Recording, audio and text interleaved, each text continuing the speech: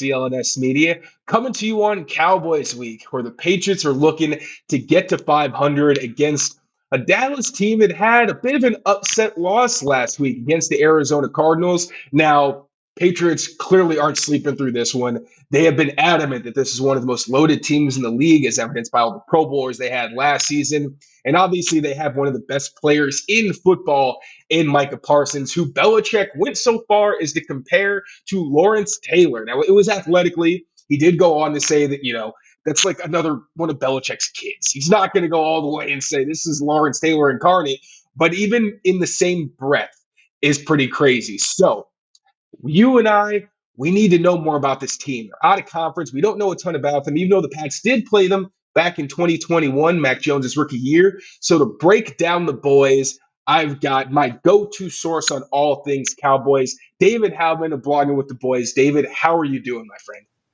I'm doing real great, and thank you for having me on. It's really exciting to get ready for this matchup. The last time they played in 2021, it was really just a great game. It was one that, like, going in, I thought for sure it was going to be close. I expected the Patriots to pull out the win just because it was in Gillette Stadium, and going into overtime the way it did, it was just such a fun game. It did happen to be the one that Dak hurt his ankle. He missed they went into the bye, and then they missed the next game. And Cooper Rush had his first start and led a win over the Mike Zimmer Vikings. So, not the best experience afterwards, but it kind of worked out. So I'm really looking forward to what this one has in store. Absolutely. So I mentioned the loss of the Cardinals. We're going to get into plenty of film, but I just want to get some context around all this. So what exactly happened? Because obviously the Cardinals are a team that everybody was projecting to be the first team picking in the draft in 2024. And the Cowboys, like I said, plenty talented. They're a good team. What went wrong to lead to the outcome of them getting upset on the road? I think everything that could have gone wrong did go wrong in this situation. I think it really just started with the Cowboys did not they really didn't take this team seriously. And I think they were kind of looking forward ahead to the Patriots. And then, of course, the week after they play the 49ers. And that's going to kind of be a situation where everyone's going to be watching that 49ers game and they want to see that rematch, but also the Patriots are really the first good team that they're going to play this year. I think they just overlooked the team, and the first 2 weeks, the Cardinals, they didn't pull out the win, but they were very, very close against two teams in the Commanders and the Giants that probably are not as good as the Cowboys, but they showed that they're feisty, and the Cowboys just overlooked them. They were missing three of their starters on the offensive line, which played a part. They lost Trayvon Diggs a few days before the game for the season with a torn ACL, so some injury problems, but at the same time, they just didn't come in locked in like they were against the Jets and the Giants, and it cost them. And you mentioned those injuries. I'll kind of touch on that on both sides of the ball. I noticed that Dak Prescott, his air yards per attempt, one of the lowest in the league. He's getting the ball out really fast. How much of that has to do with just scheme? How much of that has to do with new piece like Brandon Cooks in the mix, new tight end? And also, how much of that just has to do with the fact that the offensive line has been banged up at different spots through 3 weeks? Yeah, I think it's really all those different factors.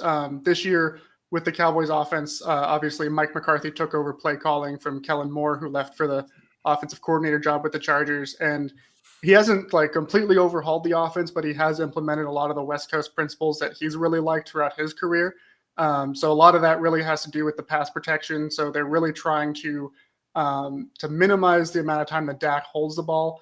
A lot of times under Kellen Moore's offense, they would call a lot of longer developing plays, ask the pass protection to hold up just a little bit longer.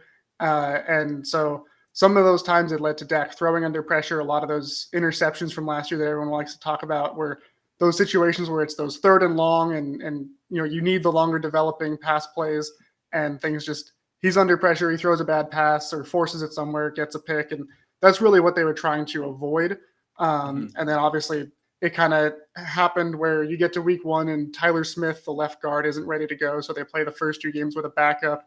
Actually for the second half of week 2, their top backup at left guard, Chuma Edoga, he was out for the rest of that second half. And so they rolled with undrafted rookie TJ Bass, who actually held up fairly well at left guard. Granted, it was classic Dallas. Second half against the Jets, and so they weren't. They pretty much had control of the game. They weren't doing a whole lot at that point, but he held up well. And then the next week they get Tyler Smith back, but then they lose Zach Martin, they lose Tyler Biotish, their starting center, and then they dress out Tyron Smith, and he's a team captain, and everyone was like, oh yeah, he's a team captain, he's clearly playing. And then it's like, nope, he's actually not. So you're down 3 starters. So they have yet to have a fully healthy offensive line this year. That's definitely played a part. But I think even when they do get healthy, Dak's still gonna be getting the ball out pretty quick. They're not gonna be dialing up a whole lot of plays that are aimed to go deep, although they will be taking some deep shots to keep defenses honest. Patriots can relate to having some injury issues on the offensive line. Last week was the first time we actually saw the top 4 guys together. Got a little bit of stability in Vidarian Lowe at right tackle, but then Cole Strange was replaced by Antonio Mafi. And then going into this game in Dallas, it seems like Antonio Mafi may actually be subbing in again for Cole Strange the whole game. Now, last thing I'll ask before we get into the film, talking about injuries, Trayvon Diggs, pretty significant one. How have the Cowboys adjusted to his loss, or have they really done anything that different? So what they did when they lost Diggs was they took their slot corner, Deron Bland, who was a rookie last year, and he had played at I think it was Fresno State for a year after coming up from the FCS, and he had a really good rookie year. He actually led the team in interceptions, which when you're playing on a team that has Trayvon Diggs, that's kind of a big deal. So he showed real grit as a tackler. He was really good in the slot. And so he was playing the slot, but then they moved him to the outside corner with Trayvon Diggs out, and taking his place is veteran Jordan Lewis, who actually was the starter at slot last year. About week 6 or 7, he ended up hurting his foot, and he was out for the year. That's when Bland came in, and that's when he kind of ascended to being a guy that they wanted to be the starter. And it just kind of worked out that, Lewis was on the PUP list all preseason training camp. And then they took him off right before for roster cuts, kept him on the roster. And it just kind of worked out that once he was healthy, that's when they ended up having this situation. So they have a veteran guy in the slot that they really trust. They really trust Deron Bland. So they're good there. But obviously, I think early against the Cardinals, Bland was still adjusting to playing that outside role. The Cardinals targeted him a few times. He gave up a couple completions, but he settled in as the game went on. I didn't know Bland had it like that. All right, so it's going to be a good competitive matchup on the outside with the Pats wideouts. All right, so without further ado, let's get into some film. We're going to start off. It's Mike McCarthy's offense. So what else but slant flat, also known as dragon? What you got for us here, David? All right, so this is – you're good? You can see it? Mm-hmm. Awesome. So this is from the Jets game, and this is Cowboys are backed up. They got the ball inside their own 5, and then they got a false start, so it backed them up just a little bit more. And so when you're back in the shadow of your own end zone, Mike McCarthy decides, hey, we're gonna go to one of the tried and true concepts here, which is dragon is what he calls it. It's going to be a slant flat. And so if you see here, they line up 3 tight ends over here to the right. So I'm sure the Jets are probably thinking, 3 tight ends all to one side. They're running it with where they are on the field, but then they're going to go ahead and motion Hendershot over here so that they get Lamb out here. They have Hendershot here, and this is where they're going to run the slant and flat. So Lamb just runs a pretty typical slant route. Hendershot's going to run out to the flat, and basically Dak Prescott, he's just going to read this linebacker right here. If he starts coming out a little bit to guard the player in the flat, then he's going to just drill the ball to Lamb. And if he doesn't, then he can just dump it off to Hendershot in the flat, and he's going to pick up however many yards he can. And it may not be much, but with where you are on the field, that's going to get you a little bit of breathing room. On the other side, he's going to run just kind of a spacing concept over here. So Jake Ferguson and Luke Schoonmaker, the other 2 tight ends, they just kind of run shallow curls. But as you'll see here, after Dak drops back, he never even looks over there. That's going to be most of the case in this offense. And to your point about Dak getting the ball out quick, a lot of it is like you have 1, maybe 2 progressions, and if it's not there, you're going to be going into a scramble drill because they don't want him sitting back there in the pocket and risking getting any pressure, especially at this point. So he just kind of drops back, and as you can see, the linebacker here, he starts coming out a little bit. He sees Hendershot. He doesn't want to give up something. he might be thinking that if Dak hits him, he can get an easy pick six.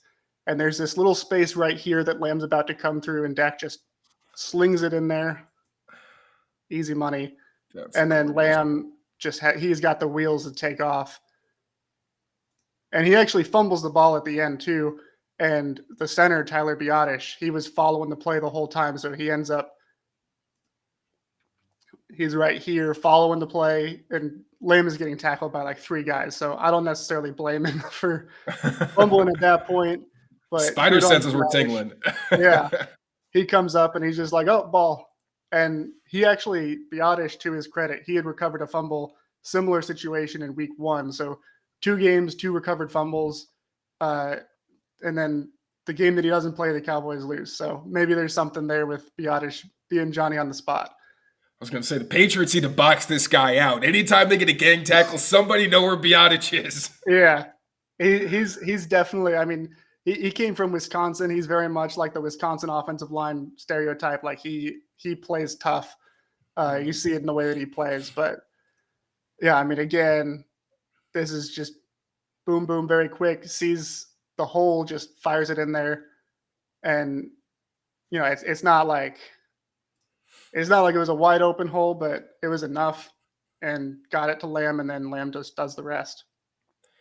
CeeDee Lamb, as the Patriots well know, dangerous man after the catch, had the game winner in overtime. Now, I still don't love the call that Belichick made, the call cover 0, and just give him the entire field when he's as good as he is in those situations. But with the slant flat, now we all know the jokes with like when he was with Green Bay. If it's Mike McCarthy, he's got the whole menu, and like the entire left side is all different slant concepts. What situations do you see that in? Is this one of their spam plays, or is he kind of tailored it a bit more where it's okay, certain situations, but it's really effective? I mean, he's used it in a couple different combinations through all 3 games, and he's kind of paired it with other concepts. So like the one we just looked at was there was a stick concept spacing on the other side. There was another time he called a dragon, and they went, of course, to the dragon side. There was a stick on the other side. I think against the Cardinals, he had one where it was dragon on both sides. So slant, flat. I mean, it's just kind of one of his go-tos. Like you said, he loved it in Green Bay, probably a little too much. It hasn't really become an issue yet for the Cowboys where people are just sitting on it, but I'm sure at some point it will get to that point. It'll be interesting to see how McCarthy deals with that going forward when that does happen. But so far, I mean, they've played, in the Giants, they played a heavy blitzing team. So the slant flat, like that works really well to kind of get the ball out quick. And then both the Jets and the Cardinals are zone heavy teams. And so it's really killer against some of the zone concepts that they run. Obviously against the Cardinals, it wasn't quite killer enough, but this is his bread and butter. He's going to use it a lot, and I'm sure you'll see it a few times against the Patriots. Yes, from a Patriots perspective, this is the kind of thing that would worry me on early downs because they're a pretty zone-heavy team when there's also the threat of the run. But We know they like to play man, and now that they've got Defensive Rookie of the Month, Christian Gonzalez, and they got more bodies where they could feel like they can match up, he could be competitive in the secondary. They've also got more aggressive with their blitzing. Like in week 1 against the Eagles, we saw got to have the situation, 4th and 4. Offense needed the ball back. Devontae Smith got the target on the slant route. Christian Gonzalez just sat on it, played catch technique, knew that they were blitzing the ball and come out fast, and dove on it, really shrunk that window, and actually almost got a pick on it. So that'll be very interesting to see if McCarthy wants to go to his bread and butter play in big situations, if the Patriots are going to be one step ahead and be able to make it a little harder to complete. All right, now you mentioned. I'll say 2 things on that too. With how much they're blitzing lately, I think it'll be really interesting to watch because Dak Prescott historically he's been very good against the blitz, and I talked about it a lot going into the Giants game this week 1. Is like their defensive coordinator Wink Martindale. He loves to blitz. I don't think he's ever seen a blitz he didn't like, and he had only coached against Dak once last year because Cooper Rush played in the other game, and going into it, I was like, I wonder if he's going to just call off the blitz because of how good Dak is. No, he blitzed him like 60% plus, and Dak tore him up. And then in week 1, it was the same deal. He still didn't learn from it. I trust that Belichick will he'll either learn from it and like not blitz as much, or when he does, he'll be very selective with when he blitzes. And the other thing with Christian Gonzalez, who I loved him in the draft. I love what I'm seeing from him in New England. I noticed today when I was like doing one of my pregame articles, he's primarily been playing on the outside and not so much in the slot. And CeeDee Lamb lives in the slot. So if they want Christian Gonzalez to go up against CeeDee Lamb, I don't know if that's what their call is going to be. I know Belichick likes to be, he likes to be creative with how he lines up his corners, but I personally don't love the idea of, fourth game from my rookie saying, hey, I know you haven't played in the slot, but, go play one of the better slot receivers and shut him down. So I think that'll be something to watch too, is how they match up against Lamb, since he primarily plays in the slot. Along with the wink thing, the Patriots are very familiar with his blitzing tendencies. I think he set a record for preseason blitzes against Bailey Zappi, and I genuinely thought he was trying to get the poor guy killed. But with Gonzo, so against the Dolphins and the Jets, when you really saw him shadow. The first game of the year, he was really only on the boundary. He was in the slot 3 times when the Eagles went. I think it was when they went empty. And he was just number 3 guy inside. We did see against Tyreek Hill and a little bit against the Jets. I don't think it was much, though. He did play a little bit on the inside, mostly against Tyreek Hill because Marcus Jones went down. The plan was for him to be the shadow. Then it went to Gonzalez. And he looked pretty comfortable there, but he also had safety help a lot of the time because the Patriots were just like, we're not letting Tyreek Hill do his Tyreek Hill thing. So that is going to be very interesting to see if it's going to be a pure shadow situation or if they trust Miles Bryant, who's actually been doing a really good job this season, both inside and outside. So the last play we saw, you mentioned how they attach different things to their dragon concepts, and last time it was a spacing concept. We're going to see a spacing concept here, and I love the design. Break it down for us, please and thank you. Yeah, so this is also from the Jets game, and they're going to run a spacing where, again, CD's going to come out here, and he's just going to run a slant, and that's going to be what Dak looks at first. And then right down here, you've got, again, Luke Schoonmaker, Jake Ferguson, their 2 tight ends, and they're going to run their kind of on-the-ball curls. And what we see here is the tweak that McCarthy added that I'm sure he probably ripped from some other coach somewhere. And it's really brilliant because he's got his running back here, and then this guy right here is undrafted rookie fullback Hunter Lipke from North Dakota State. And Cowboys fans love Hunter Lipke. When they signed him in undrafted free agency, everyone kind of went nuts, fell in love with the guy overnight because at North Dakota State, he was a fullback, but he also played just regular running back. They gave him the ball a lot, both as a fullback and just as a tailback lining up. They also deployed him at tight end and would let him run out and catch passes. And through the first 2 weeks, they used him mostly as a lead blocker. Last week against the Cardinals, he got his first carry, took it for 9 yards and a first down. Then he also got his first catch. Just going out to the flat, and he turned up and broke a couple tackles. So have a day, big boy. Yeah, they're kind of expanding his role a little bit. I think probably trying to use him like a Kyle Juszczyk or something. And so you'll see he just kind of drifts out here with the running back, and Dak real quick dumps it off to the running back, and then from there it's almost like a pseudo screen where you've got the lead blocker out here, the running back gets the ball, and your tight ends are out here. This one's already turned up and is blocking. This guy missed his guy, but this one goes for a pretty good gain right there. And again, real quick, Dak, he checks over here to see if he's got anything with CD on the slant. I think pretty much any time you've got CD all the way out there like that and you've got him running a slant, that's going to be your first read and just see, hey, has he beat his man? Because it can happen. And if he does, like, obviously you want to throw it to Lamb, but having this as a quick check down option, and it's essentially just, like I said, a pseudo screen. It's a really fun little wrinkle. Gets the block there, gets the tight end down block, picks up a good chunk of yards right there. And that's actually Rico Dowdle, their number 2 running back, who this is his first year, like really playing like a real running back role. Most of his time on the team prior to that was an RB3, mostly playing on special teams. So he's gotten some run. He got a lot of action against the Cardinals too. They really like him and they trust him. And they've got him behind Tony Pollard, and then they also have the rookie Deuce Vaughn So they're really overflowing with riches at that running back position. And then you throw in Hunter Lipke as a lead blocker, and it's like possibilities could be endless. And I saw 23 pop a few times on film. He's got some good contact balance, can make people miss. He was pretty interesting. Tony Pollard, Yeah. obviously, like bell cow doesn't even feel like it does it justice. That man, Right. I think he leads the NFL in carries right now. Also, real quick, first of all, I love this play. I'm praying the Patriots use a little more I formation with Pharaoh Brown as kind of a fullback. Even acknowledged that he's a big guy, so it's not something he's used to, but he looked pretty good. I'm hoping he takes this for like Zeke or somebody like that because I love this design. Real quick, before I toss it to our friends at Fanduel, help pay the bills, how has Tony Pollard been looking so far this season without Zeke and the running game in general? I mean, he's looked good. The caveat is, of course, the first 2 games, they end up running the ball a lot, like you said, largely just because they had big leads. And so at that point, you're mostly running into heavy boxes. So he didn't have like the plays like he's had in the past where he breaks off huge runs.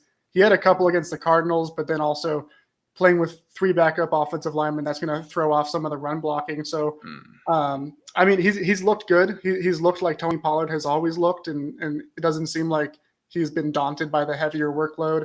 And also coming off an injury because he sustained that in the playoff game last year, and he looks fully healthy. The burst is still there, so he's been looking good, and it's exciting to see him now elevated to the RB1 spot after Cowboys fans have been calling for that for a few years. I love Tony Pollard so selfishly. I hope he's got like a couple cool plays against the Pats, but overall, I hope they do a good job containing him. All right, now, it's more than likely the Patriots are a very good defense, but we might end up seeing the Cowboys get in scoring territory. So we're going to go over a play that we could see if that comes to fruition. But first, Amit, please pay the bills. To action this NFL season with Fanduel, America's #1 sportsbook. Right now, new customers get $200 in bonus bets guaranteed when you place a $5 bet. That's $200 in bonus bets, win or lose. If you've been thinking about joining Fanduel, there's no better time to get in on the action. The app is so easy to use. There's a wide range of betting options, including spreads, player props, over-unders, and more. So visit FanDuel.com/Boston and kick off the NFL season. Fanduel, official partner of the NFL.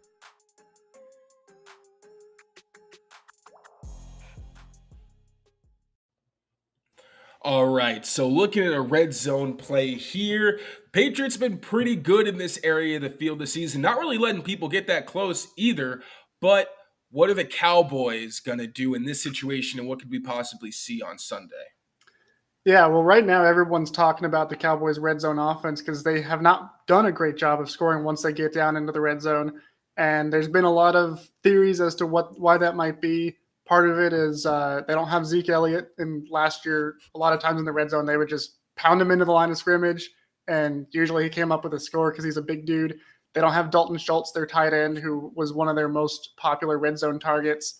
And also, like I said, against the Jets, they were, had such a big lead, and they weren't necessarily playing with a full array of their playbook. They kind of shrunk the playbook at that point to drain some clock. And then against the Cardinals, they were without 3 of their starters on the offensive line, and that definitely affected some of the plays. But here we're going to look at this was against the Cardinals, 2nd and 7 from the 8. So it was like they could have gotten a first down, but in actual practice, it's basically a goal to go situation.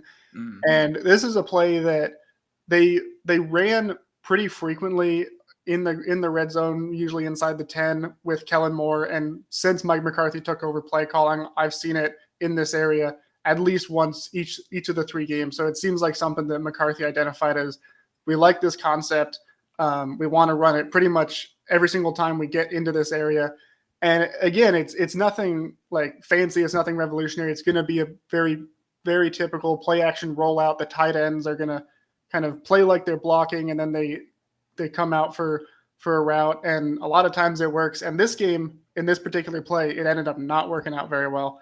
And so they started, as you can see, Michael Gallup's down here. CeeDee Lamb starts out on the right side, and he motions over. So then you've got these 2 tight ends. I think it's Ferguson and then Peyton Hendershot on the end of the line. And they're going to snap it here, and they do the play action fake. And so at this point, you've got Ferguson here as a tight end. He's kind of he's getting a little handsy with the defender because he's playing like he's going to block and like it's a run play. But what I noticed is Hendershot, he just goes right by his guy. He doesn't even make contact, and that I think really was one of the things that kind of blew this play dead from the beginning, because so much of this play is the tight ends need to make the defense think that there's a threat of a run. And then when they leak out, generally it's pretty easy from there. And so if you see this guy that who ended up being lined up kind of over Hendershot, he starts passing him off. And so that tells him that it's a pass play. That tells these two guys back here it's a pass play. And then you can also see the linebacker here, Kaiser White. He sees CeeDee Lamb pretty much running straight at him because he's just going to run a shallow crosser. And you even see his head turns over and he's like, oh, 88's running at me. Okay, this is a pass play. And so that's pretty much this whole circle of these 5 defenders right here. Immediately, like right after Dak fakes the handoff, they're all pretty much aware that this is a pass play. So none of them really bite on the fake, which is that right there kind of kills the play. So then he kind of rolls out, and Ferguson leaks out here, and he's kind of got a little bit of a shot here, but there's 2 guys playing right here. This guy's watching CeeDee Lamb, and he's not going to let him get open coming across this shallow crosser. And Hendershot, again, he's a second-year player. He was an undrafted rookie last year out of Indiana, made the roster, and was a little bit of a surprise that he made the roster, had a really good rookie year. But here, first of all, he doesn't sell the contact at the snap, and then I think he kind of runs towards the end zone. Then I think he's supposed to come running around the back as like a back corner of the end zone option, and you'll see he gets the contact right here with the corner, and he just kind of gives up and takes himself out. And so then Dak, he's trying, and he does not have any options. Nobody's open. The play, like I said, is kind of dead from the beginning.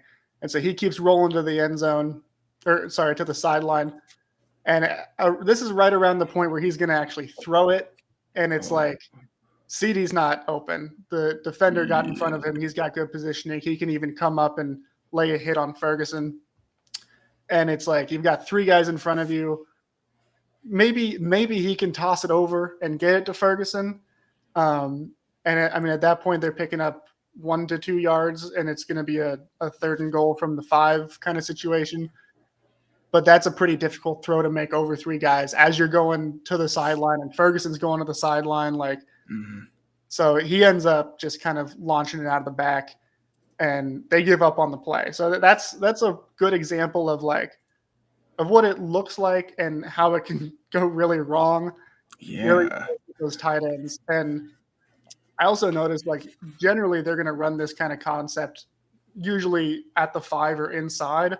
They do it a little bit further back, and so I think that's why they have 2 receivers out here instead of bringing in Schoonmaker, their 3rd tight end, and just attaching him to the line of scrimmage.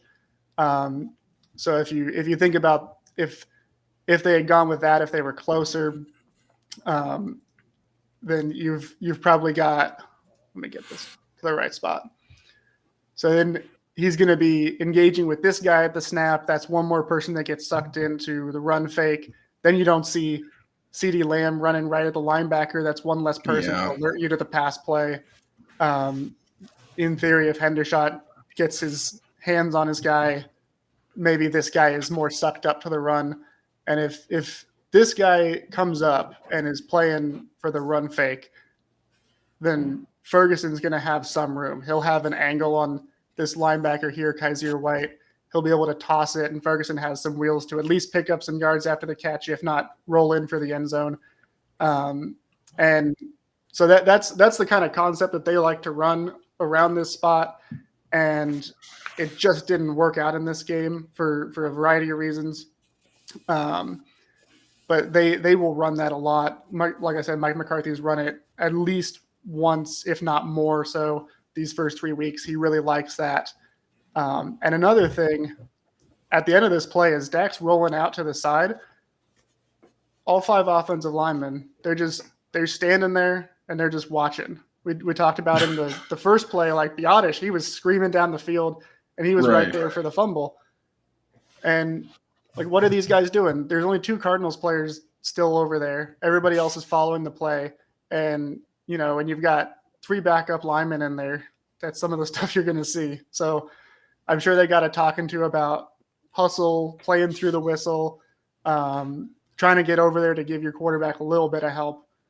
And this is, like you asked about what happened in the game, is just a combination of, poor execution, lack of focus. Guys didn't play locked in from the beginning, and this play kind of embodies that, in addition to showing what they like to do in the red zone.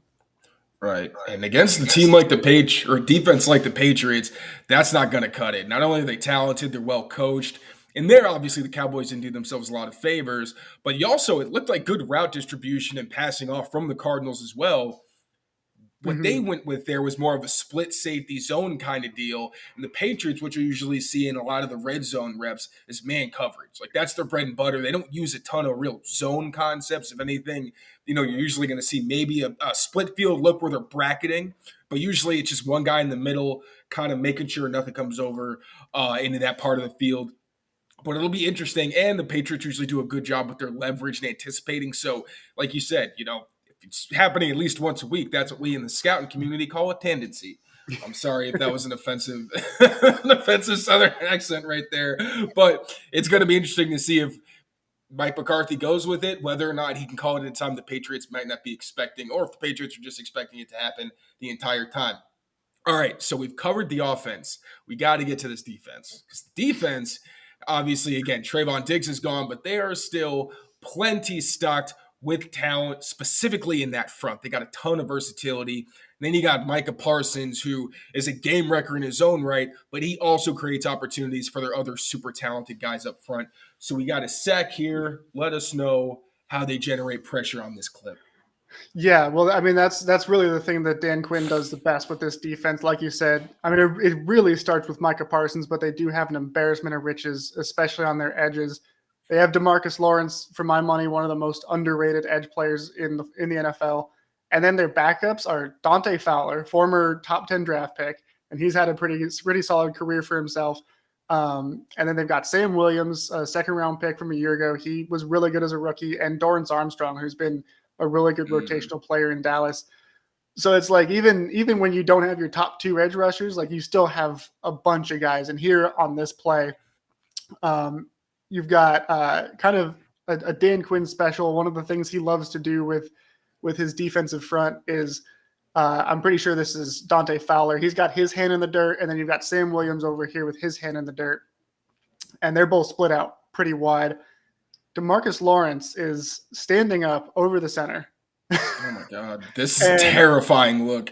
Until like a couple years ago, DeMarcus Lawrence he never played from a 2-point stance. He was always like has his hands in the dirt. And he also pretty much exclusively played out on the edge. And there was even a debate about he started out his career as a left end. They moved him to right end and he wasn't as productive. And then there was this narrative he's only comfortable rushing from the left. And now Dan Quinn has him lining up everywhere on the defensive line and from all sorts of stances. And of course, you've got Micah Parsons in between him and Sam Williams. And this is a thing that Dan Quinn is going to do a lot on early downs, or if it's like a 3rd and short, he'll do this a lot where guys are just standing around and they're never really going to get set. You've got number 1 here, Jaron Kearse, who's a safety, but he plays like a hybrid linebacker. So here he's lined up in the box with Leighton Vander Esch. And then you've got Malik Hooker and Donovan Wilson here. They're both showing a 2-deep safety look. And they're actually going to get away with a little bit of a false start here. As you can see, the Cardinals center, he was doing this all game where he ducks his head right before he snaps. And the Cowboys had 4 false start penalties because of it. Sam Williams jumps off sides and they don't call it. And I was shocked that it was not the fifth offsides penalty of the game. So they snap the ball here. And this is just going to be a cover 1 press man. and Donovan Wilson comes up into the box as he usually does. Malik Hooker's going to drop back. The corners follow their guy. But of course, the real story here is Micah Parsons, the speed demon. He's just, the right guard is trying to get him, and he just flies by. And Jeez Louise. Just doesn't have a shot. Like, how are you going to handle that? And it's just, he gets a real good angle for the right guard because Sam Williams is so far outside. The right tackle really has to kick out, and he just gets one-on-one with this guard who is, I'm sure, probably maybe close to 100 pounds heavier than Micah, not anywhere near as fast as him, and that's just easy work. That's so unfair. Josh Dobbs tries to roll out, and another thing that kind of gets lost in it is Jaron Kearse is kind of playing underneath a bit, but then as soon as Dobbs starts rolling out, because they knew that Dobbs is a mobile threat, and the second play of the game, Dobbs took a QB keeper 44 yards, so they knew they had to adjust, and so Kearse is kind of playing a halfway spiral. So as soon as he starts coming out this way, you see him kind of turn his hips and start to run a little bit. And, I mean, it's not necessary because Micah Parsons is Micah Parsons, but they had that also at the end to, if they need to have a spy, they have one. But, I mean, again, I don't know how anyone's supposed to stop Micah Parsons. He's just, if you get him these matchups, which Dan Quinn does a lot, he's going to wreck your game plan. And then he does the lion crawl at the end, which is his new sack celebration. In the nicest way possible. Like, the only word that comes to mind when I see him play is like feral. Like, I don't like comparing football players to animals because I feel like that's overplayed. It can be disrespectful. But, like, truly, look at the celebration. Like, he's just an apex predator.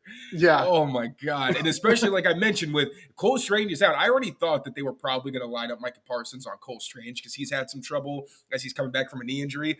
But if you see rookie Antonio Mafi out there, dude, I don't know what the Pats are going to do. Now, Mafi, actually, he was a guy I was really high on in the draft this past year. I really wanted the Cowboys to get him because he really reminded me a lot of Tyler Smith, but maybe not quite as athletic as Tyler Smith. He's like a big dude. He's got that Mauler's mentality.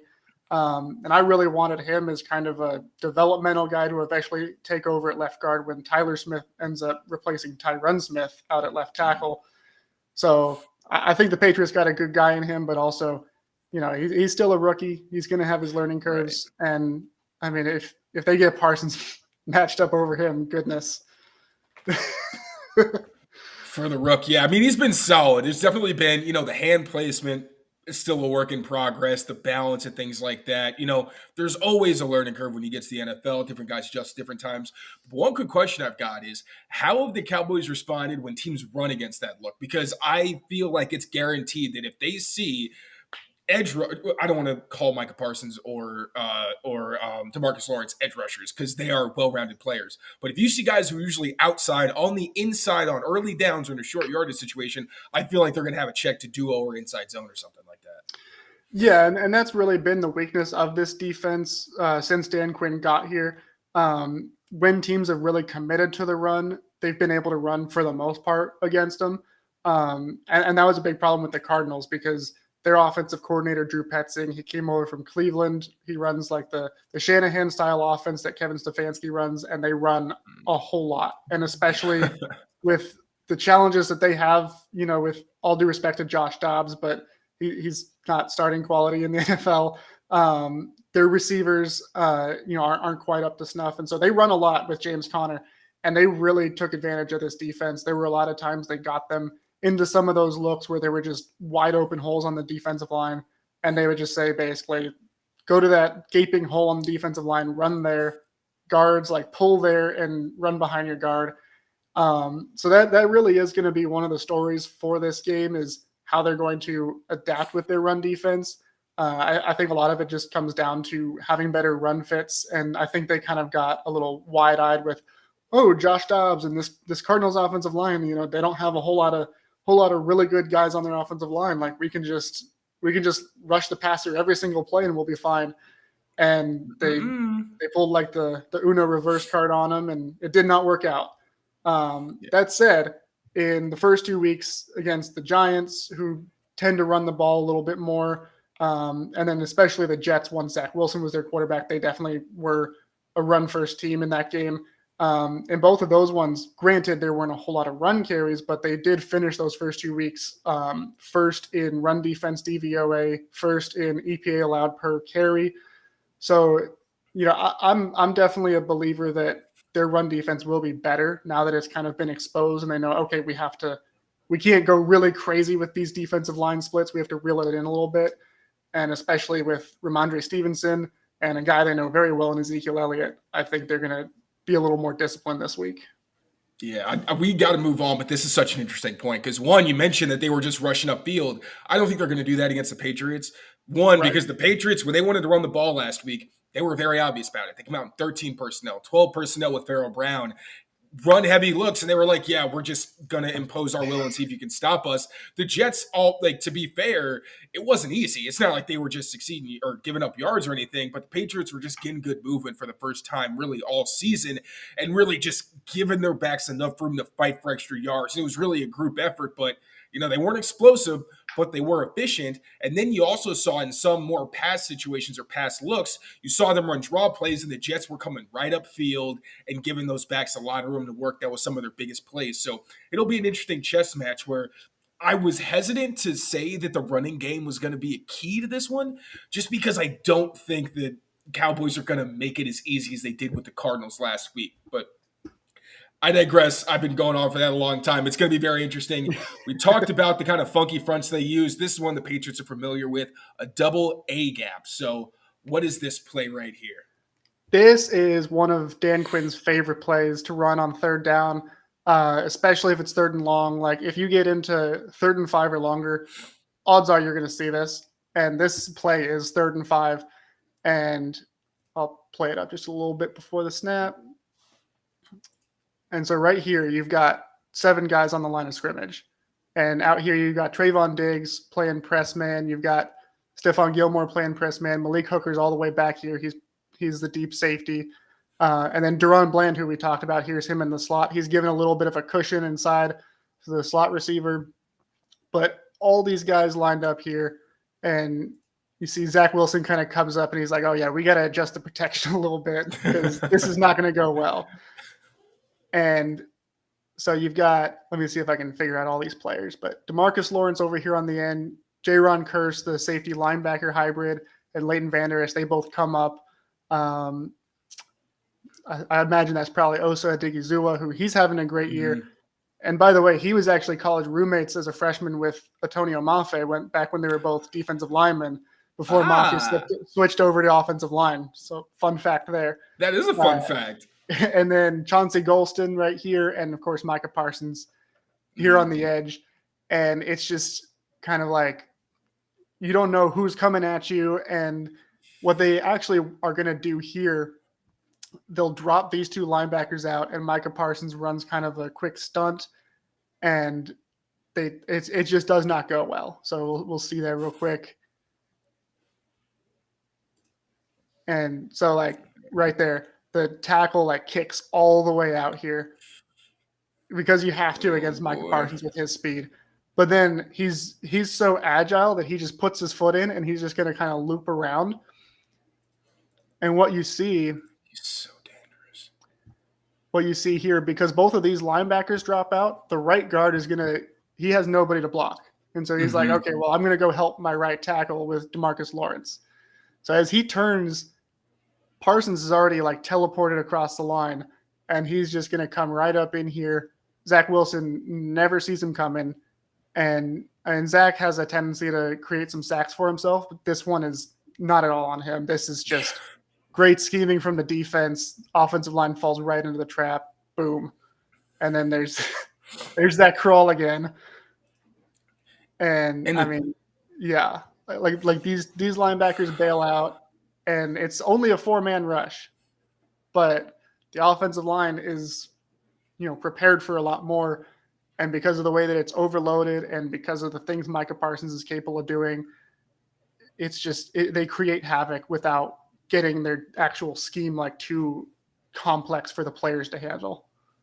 And one thing I've noticed, I remember watching this play, and I was like, I'm not sure if they just went man-to-man or if it was a half-line slide or what, but so they'll use these looks, and you usually know who's dropping because, like you said, the linebacker types, they're going to drop most of the time, and the pass rushers are going to pass rush. What makes it tough is this, where Micah Parsons is all the way on the edge, and they're going to basically pirate stunt, where you have the two inside guys slant, and then Micah Parsons takes advantage of the hole in the middle, and I'm thinking, with a protection like this, if that guy who's on the island doesn't have work, you have to look for Micah Parsons to be looping inside, especially this week with Mac Jones being a pocket passer, because you know exactly where he's going to be. He's not trying to get out of there. So if you got like a guy on an island, he's just going to have to hold up because Parsons on those inside stunts where he's all the way outside and then comes in, it happens so fast that I feel like those guards are going to have to be on alert. Like, okay, if this is one of those overload fronts the Cowboys love where you got three pass rushers on one side, Micah, he's either blazing off the edge or he's going to try to trick you. Those are going to be, there's going to be so many interesting chess matches in this game. I've said that like 4 times already. But that, I'm really interested to see what their protection scheme is going to be like moving forward. Yeah, and to your point about the linebackers too, for the first 2 games, the Cowboys did not have Donovan Wilson, who he's really like their blitzing safety. They really like to bring him down, either if it's off the edge, but sometimes in this look, they'll put him in that A gap and they will send him. Kirsch is he's not really much of a pass rusher. He has come on blitzes and I think he's gotten a sack here or there. Leighton Vander Esch, for some reason, they're trying to make him more of a pass rusher this year. A few times Quinn has had him lined up on the edge. Not my favorite thing that he's done, but with all the other things he does, I'm like, okay, you can have your passion project. You can do this thing. We'll see how it works. But so I think eventually we are going to see a play where they line up in this and they do bring Vander Esch, or they put Wilson in there and they'll have him actually go and blitz. Or they could even have, like we were seeing, some of the corners that they had either in the slot or one of their safeties came down to cover the tight end. They'll have Wilson out there and he comes on a blitz when it looks like he's going to be covering one of the guys. So getting Wilson back in there, that gives him just one extra option of guys that he can potentially bring, either show that he's bringing or just disguise it well and then have him fly off the edge. Because that's what the Cowboys needed, right? They needed another pass rusher, and especially one who plays a position where you don't think he's going to pass rush anyway. Get DeMarcus, get Osa. I think, doesn't Osa also lead the NFL in sacks for, interior linemen? I could have sworn I saw he was like tied with a few other just like studs for sacks. I don't know if he leads, but he's definitely up there, and he's having just a heck of a year. And he was someone who, like, his rookie year, 2 years ago now, he kind of came on late in the season, and last year everyone thought he was just going to like blow up and have a great year, and it didn't quite happen. He wasn't bad, but he was solid, just didn't meet those high expectations. And this year so far, through 3 games, he's absolutely living up to those expectations, which, again, like to your point, did they really need another really good pass rusher? They didn't. But they got one, so smart teams, I guess, or whatever. All right, I'm sick of talking about the Cowboys front, all right, because they're making me sweat. All right, now we're going to move to the back end. Everybody knows about Stephon Gilmore, Gilly Lock. We know about him. We talked about Deron Bland. Jordan Lewis, we know, is a good slot corner. Talk about a safety that I don't think gets quite enough attention. Now, actually, right before this, Amit, let's pay the bills before we get to the last clip. Build up the excitement, pay the bills once again with our friends at Factor, who actually gave me dinner tonight, and it was lovely. So I would love to give them some attention. Amit, please and thank you. With the NFL season officially underway, it's been pretty tough finding time to cook for myself and my family, and even tougher making meals that both taste good and don't destroy my body. Thankfully, our friends at Factor provide ready-to-eat meal kits that are not only chef-prepared, but also dietitian-approved and delivered straight to your door. Now, I don't know about you, but I don't know any chefs or any dietitians, so this has been a huge help for me on a daily basis. These save me a ton of money. I don't have to go to the grocery store to get ingredients, and most importantly, they taste fantastic. Additionally, they save me a desperate trip to the nearest fast food place when I have completely forgotten to cook myself dinner. Head to factormeals.com/PatsDaily50 and use code PatsDaily50 to get 50% off. That's code PatsDaily50 at factormeals.com/PatsDaily50 to get 50% off. All right, the moment we've all been waiting for, a turnover. All right, so let's set this one up. We have an interception showing some crazy range here. David, break it down for us. Yeah, so, I mean, we've talked about two of the three safeties that the Cowboys have already with Jaron Kearse, who kind of plays a linebacker hybrid, Donovan Wilson, who they use him all over. Like I said, they'll blitz him. They send him down in the box. Sometimes he'll play a deep safety and split high. And then the other guy is Malik Hooker, who, of course, was a top 10 draft pick from the Colts a few years ago. And career didn't really go so well there, and he had a couple of injuries. And then he signed a real cheap deal with the Cowboys, really started getting some confidence in that first year. It was the first year Dan Quinn was the defensive coordinator as well. And then since then, he's just started looking like the Malik Hooker that people thought that he was going to be coming out of college. And this play is going to highlight that to a T. And so this is another one.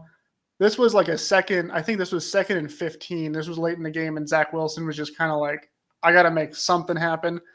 And so you'll see kind of up in the front, these are 4 different defensive ends, again, to that same point, or 4 different edge players to some degree. This is Chauncey Golston. This is Sam Williams. They're both lined up as defensive tackles, Micah Parsons, DeMarcus Lawrence. And they're just like, it's second and long. We're not going to do any double A gap kind of stuff. We're just going to put 4 pass rushers out there and let them do their thing. And you see Stephon Gilmore, Trayvon Diggs, they're both kind of given a good cushion. They show the too high look here. They're going to rotate out of that. And so we'll wait for Zach to snap the ball. There he goes. And this safety, which I believe in this game, this was Wanye Thomas, who's one of their backups. And last year, he was an undrafted rookie, spent most of the year on the practice squad. And this year, he played so well that the Cowboys went with 6 safeties at roster cuts. 6 safeties. And, very Patriots-esque of them. Yeah, that's how good he was. And he started in week 1. He played a lot of this Jets game. He played great. So again, it's like they're crazy deep on the defensive line. Now they're crazy deep at the safety spot. Like, just an embarrassment of riches. So he comes screaming down. Malik Hooker, he starts backing up. He's the deep safety. This is going to be kind of a cover 3 look. And at this point, this is right where Zach is throwing the ball. And you see up here Garrett Wilson with Trayvon Diggs, and he's kind of playing a little bit of a trailing technique. And it looks like he's stumbling a little bit there, but he keeps his stride. But Zach kind of sees here, he's actually got a clean pocket for once. And he's like, okay, Garrett Wilson has a step.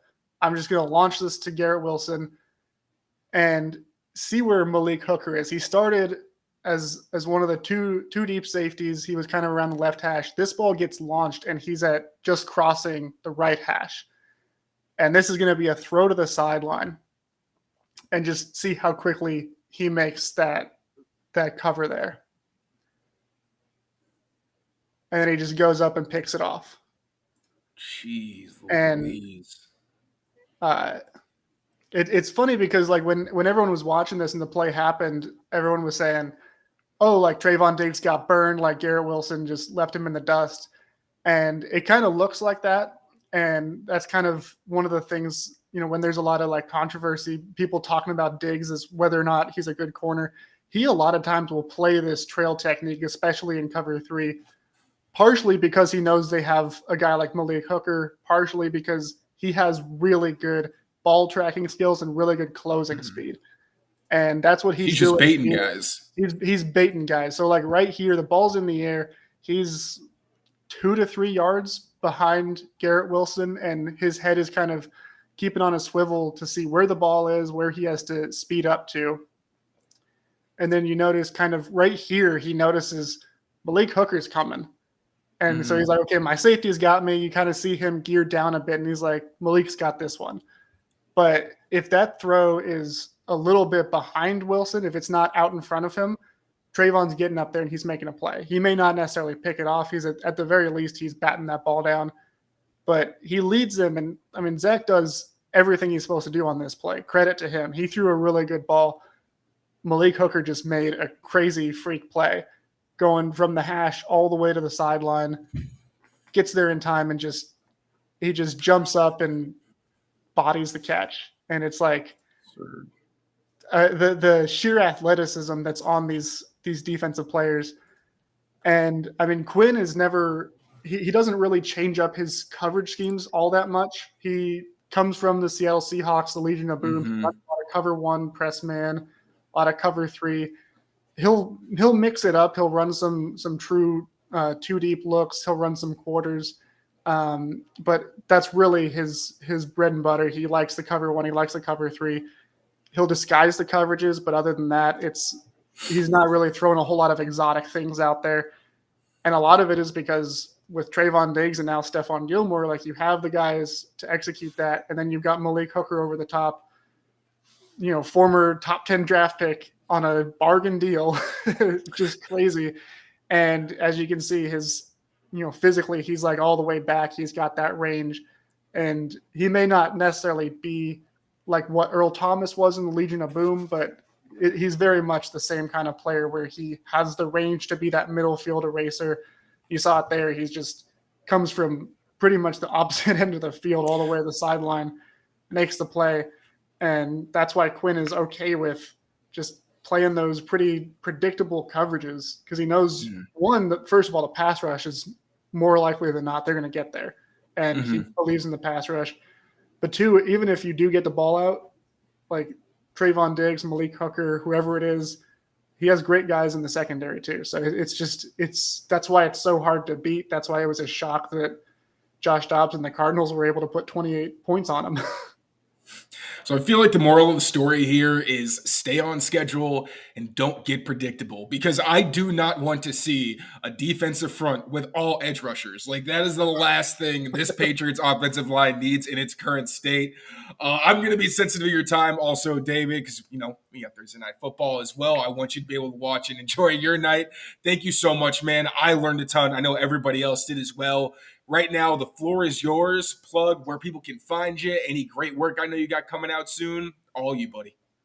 Yeah, well, thank you again for having me on. It was a great time, and I really am looking forward to this game. It's always fun to play Bill Belichick and the Patriots, and it's going to be real fun to see what this next matchup between McCarthy and Belichick is like. You can find me on Twitter at _DH44_. You can read all of my work on bloggingtheboys.com. Have a lot of stuff coming out right now about previewing this upcoming game. And then after the game is over, I'll do, a lot of coverage of how things went. I'll put out my weekly Cowboys analytics roundup, which is a really cool piece where I look at all the different analytical categories that the Cowboys rank in, how they're doing relative to the rest of the NFL. That's a real fun one. And then I also am one of the co-hosts of the Writer's Block podcast, also with Blogging the Boys, where you can find that on Spotify, Apple Podcasts, wherever you get your podcast too. So you can hear my lovely voice talking about all things Cowboys, and specifically this next episode will obviously be talking about how things went from the Cowboys Patriots. It's always good to get a different perspective. And David, you seriously do fantastic work. I'll be looking out for it. If y'all are wise, you will too. I'm not doing another Southern accent. I almost pulled it out, but I holstered it. But I did get a little Texas pun there. All right, enough of me. Everybody, thank you so much for watching. Thank you, David, for your time. Take care of yourselves. Take care of each other.